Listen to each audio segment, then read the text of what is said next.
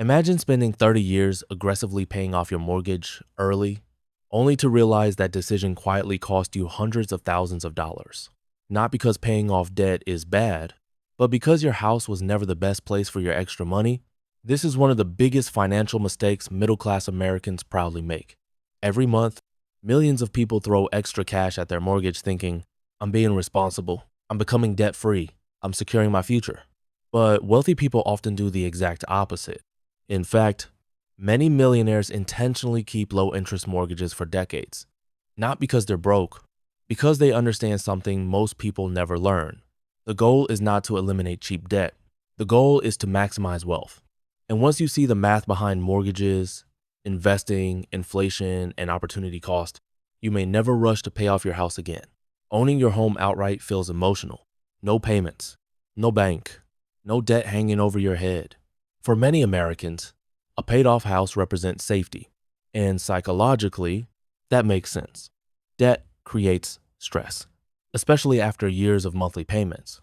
So when people get extra money, bonuses, tax refunds, raises, they often rush to make extra mortgage payments. Banks even encourage this behavior. Make one extra payment a year and save tens of thousands in interest. Technically, that's true. But here's the problem. Saving money on interest is not the same thing as building wealth, and that distinction changes everything. Let's say you have a 30-year mortgage at 3%, and every month you decide to pay an extra $500 toward the principal. Sounds smart, right? Now imagine instead you invested that same $500 into the S&P, 500 averaging around 8-10% annually over time. Over 30 years, that difference becomes enormous.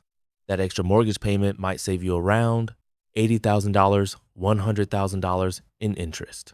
Sounds great, but investing the same amount monthly could potentially grow into $700,000 or more. That's the hidden cost nobody talks about. Opportunity cost. Every dollar used to aggressively kill low-interest debt is a dollar no longer compounding elsewhere. And compounding is where real wealth comes from. Middle-class thinking says, debt is always bad.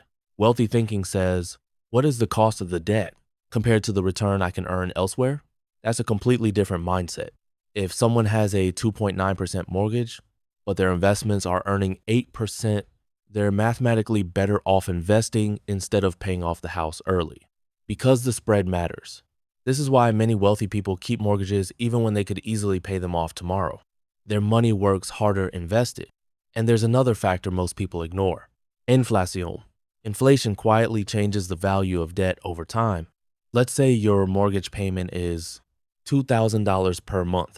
Today, that feels expensive.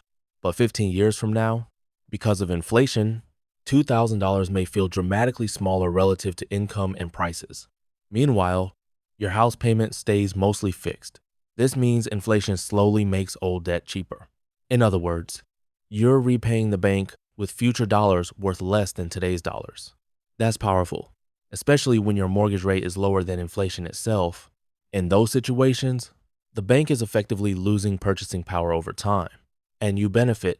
Here's another major issue with paying off your mortgage aggressively. Once the money goes into the house, it becomes trapped. Your home equity is not easily accessible. If an emergency happens, job loss, medical bills, recession, you can't easily call the bank and say, hey, can I have my extra payments back? That money is locked inside the property.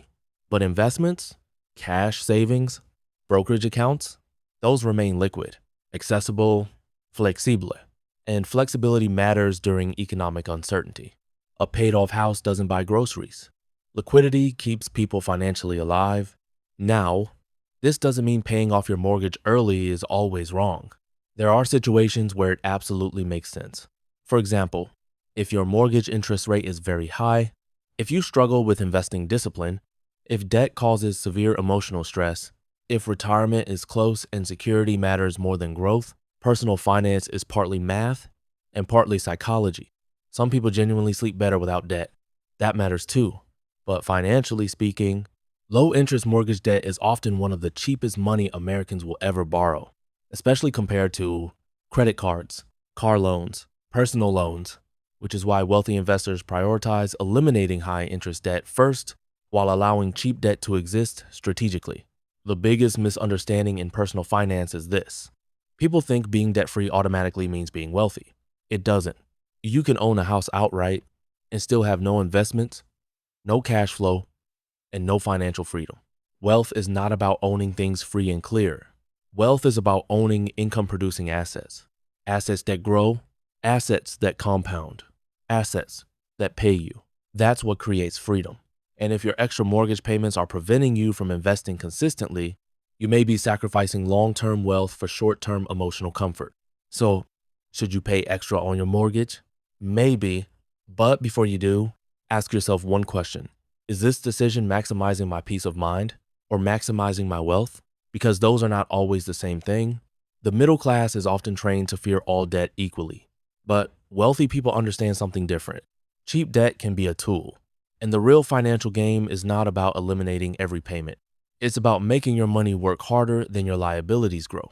If you enjoyed this breakdown on wealth psychology, investing, and financial freedom, subscribe for more deep dives. And remember, the goal isn't just to own your house.